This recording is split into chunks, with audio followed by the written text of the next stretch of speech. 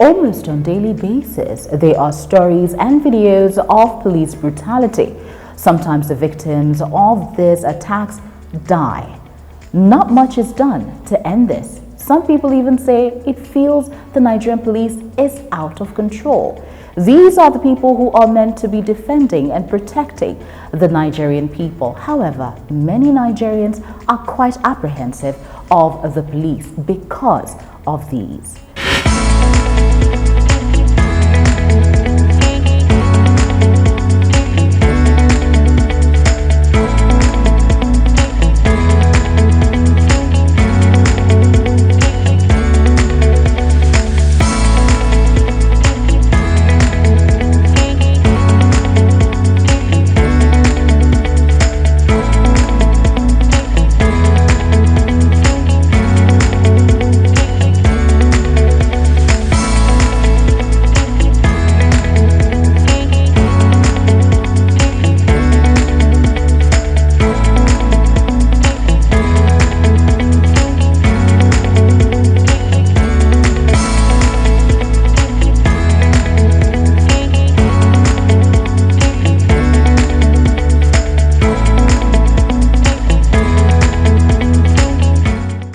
To have this conversation today, we have right here in the studio Ruthie Olofe. She is from the Clean Foundation. The Clean Foundation is a center for law enforcement education in Nigeria. Welcome, Ruthie. Thank you for having me. All right, and we have Ayo Akonji. Ayo is a security strategist, and you have also worked extensively with different commands on working on their image. Welcome, Ayo. Thanks for having me. Okay, so we already know, according to Sarah, that for the past 5 years, the Nigerian police is regarded as the most corrupt institution, where over 60% of Nigerians will say their interaction with police involves a bribe. Some these days are now saying interaction with police is becoming increasingly hostile. Starting with you, Ruthie, what is going on? It's like on every day, on daily basis, there is a picture, there's a story of police brutality or an encounter or negative encounter with police. What's happening?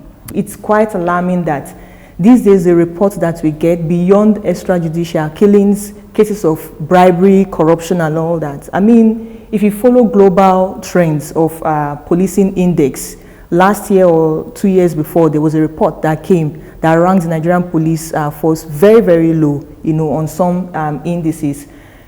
It's sad. It beats me to say this is what we're having as the Nigerian police force.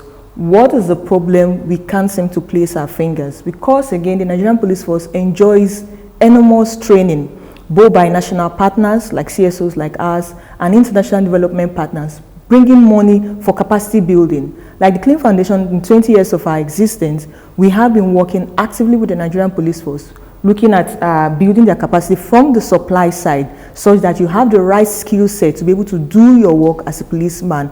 But when you see these things happening, you ask yourself that, what is the problem? Where have we gone wrong? Really, because this is quite, could be new to a lot of people right now, Ayo, because one of the things that a lot of advocates have continued to speak on is give police officers better training. But she's saying internationally and locally, even from independent, non-governmental governmental organizations, police officers have continued to receive training. So why? I mean, you've worked with a lot of police officers. Is there something inbuilt in the policeman, the Nigerian policeman, that says, oh yeah, this man you're supposed to be protecting is your enemy? What's going on? It feels that way though. I mean, yeah, she's quite right in some few things she says, but I think we have to look at operational training and retraining. It has to be continuous.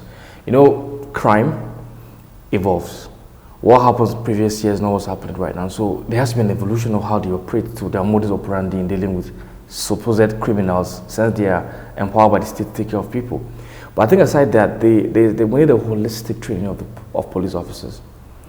Like, if you take like the SARS, for example, now, the SARS unit was created to fight robbery. So they are hardened. If you have a problem with someone, for example, and you say, I'm taking this case to SARS, he begins to jitter already, because he knows that SARS are not jokers like your normal basic policemen. But now you have SARS officials on the road probably, now coming to do domestic issues. So they come in with that crude nature of theirs for things that might not deserve that kind of force. And this is what translates into what we call probably extrajudicial killing, or brute force, of abusing someone's fundamental human rights. So what I think we need right now for the police is a serious, intensive training. And I'm happy the IGP said this last time was in Lagos and said, well, there's going to be a systematic overhaul. And it goes beyond just statements. And we're happy that the Nigerian police and the reform bill has been passed. So we ensure that this will also be holistic and it to translate and try and have a better force. And you see also the training, the way they recruit the policemen also has to be looked into. Because you have to know who you're recruiting into the system. If you come and bring someone who's deranged, you need to take psychological tests and all these things. People come with their personal trauma and now use that, transfer that aggression on an innocent person. But who takes the brunt? It's the police and the state. So there's a lot of You're very correct about that, because giving a gun to someone, you need to be sure the person is mentally balanced to even hold a gun.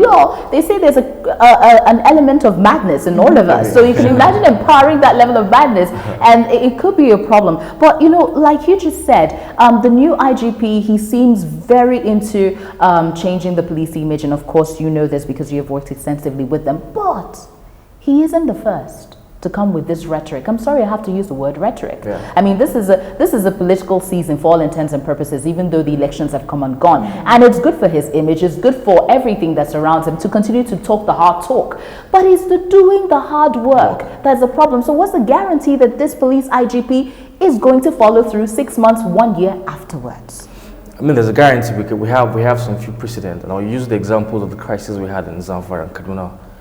You could see how he came out all out. He had security town hall meeting with the people around the environs. He went to all the flashpoints, and then he populated his men that day. And right now, at least, people have been saying, they've been attesting to the fact that the kidnapping has reduced, the robbery has reduced. We still have the prevalence of it there, but there's a decisive action from the top there to say that this will be done. And I can think, and I want to be optimistic that this will also happen in the same vein about this. He's going to walk his talk.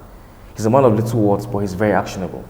Ruthie, Ayo says that, crime is evolving, and I very much agree. The kinds of crimes we have right now are becoming very difficult for even the ordinary man to decipher who's a criminal and who's not. But do you think that somehow, maybe all the hits that the police have gotten in the past few days, last few months or years, where they have actually lost officials and officers to all of these different facets of crime, has actually played a part in making it difficult for them to decipher who's the enemy? My response to that would be that crime evolves, yes, and policing also has to evolve. If you look fundamentally at the framework we have, and that is why there is so much agitation for police reform, end SARS and all of that.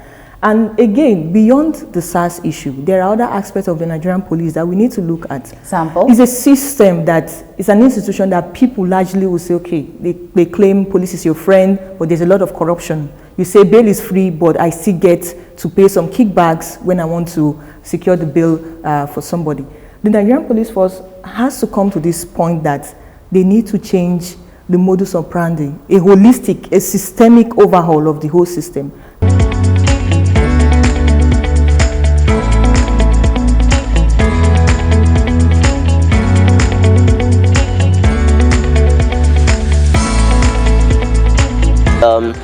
Special anti-robbery squad have been molesting a lot of people. You can't even look good in this country anymore. The police brutality needs to come to an end. There's no doubt about that. While we're coming, he said someone just happened in Banex yesterday, and about 2 people were shot. It's a continuous process. We need to change that. It's not something we should even think about, because police is meant to protect and not to kill. The government should, in one way or the other, enhance their pay, take proper care of them, and select as in quality ones. The recruitment process, human resource, they should go into it, and the ones that are not good, take them away, because the service they render is very, very crucial. One of the good things that the IGP, the present acting Inspector General of Police, have done for the Lagos issue following Kolade's murder was to say that he is going to hold area commanders and DPOs responsible for the actions of their junior ones. I think that speaks volume, because gone are the days where anybody can just, okay, go to this place and carry out your routine, and then there is no form of interaction from the DPO and all that. But this time the IG is saying that it is not you that I'm going to ask, it is your Oga that I'm going to ask. So that means that even you as a junior officer or rank and file, before you step out of the station to go outside, your Oga, your DPO has to call you to say, look here, if you mess up, you are out. In fact, I will personally deal with you before the IG will come from Abuja. Because the DPO has so much more to lose than the ordinary police officer on the road. You know, he is also being assessed to say, okay, if he's able to put his men in the right place and they conform professionally, it means that, you know, commendations will come to say, okay, this officer is really doing well, look at his track record. And even citizens, Lagosians or anywhere else you have these things happening can come up to say, yes, that this person is working and the system can grow. So whatever it is we are saying here in Abuja has to go back to the very local community, say in Zamfara or anywhere else that you have these issues. There has to be political will, you know, to be able to implement all of the beautiful reforms we have seen. Absolutely. Now, to round this up, we need to talk about the citizens. What can we do to protect ourselves? Because nobody is immune to this. I have seen a video of a police officer attack a female, a pregnant woman. I have seen them attack, you know, people with minors. We have seen videos that are so gruesome and scary. So even as you are a female, like a mother, I'm walking about, none of us is immune to this. So what can citizens do to protect themselves from this irate or this untrained police officers? We're not saying they're all the same, but then you will encounter these bad eggs more often than not, sadly. What can we do? Starting with you, Ayo. I mean, I think one has to just, you know, be diplomatic in his approach. I've seen cases where I'm driving by and then a policeman stops someone. And the person comes out arrogantly, do you know who I am? They've asked you, just stop and comply with what they're asking you to do, first of all, before we care to know who you are. They're doing their job, they're there for a reason. So I think we also have a role to play in this. Let's play our role, let's comply by the rules and regulation. Then if you think they are going against the norms, you can call for a fundamental right. You don't come and start bragging that, do you know who I am? Or he has a gun. He has a gun. Yeah, you have to interact with them. And what about the police officer who says you shouldn't speak Queen's English? It's a huge turn. I wonder where that came from, though. But maybe if it helps, maybe that they speak pidgin English to police officers now. If it helps, Ruthie, wrap this up for us. What can people do? My final thought, and I think citizens are beginning to do something. If you follow online movements of the NSAS police reform, I mean, go on Twitter and just type police reform or police reform bill or NSAS, you will see a lot of conversation. Now, if I must tell you that one of the things that have happened in terms of very recent extrajudicial killings that you've seen, if citizens had not demanded that the names of officers that shot Kolade should be revealed and their faces, to a large extent, we may not be where we are today. You know, citizens need to be able to demand action. I'm looking forward to that point that Nigerians can come in to say, enough is enough to police brutality. Let's do something, and everybody's having conversation. Sure. We're already on that path. The police reform bill is before the House, and then we're hoping that they pass it. Absolutely. Because at the end of the day, while the police hierarchy is trying very hard to caution these police officers and ensure they toe the line, it is our lives anyway, so we need to be extra careful. Do what you have to do. Be careful, protect yourself, and be civil with these police officers. Thank you so much, Ruthie Olofi, for taking time to talk to us. And of course, Ayo Akonji, thank you so much for talking to us. Thanks for having me. Please go to the comment section of this video and give us your thoughts on what we just discussed. My name is Gloria Oje Emode, and you're watching Rootstv Nigeria.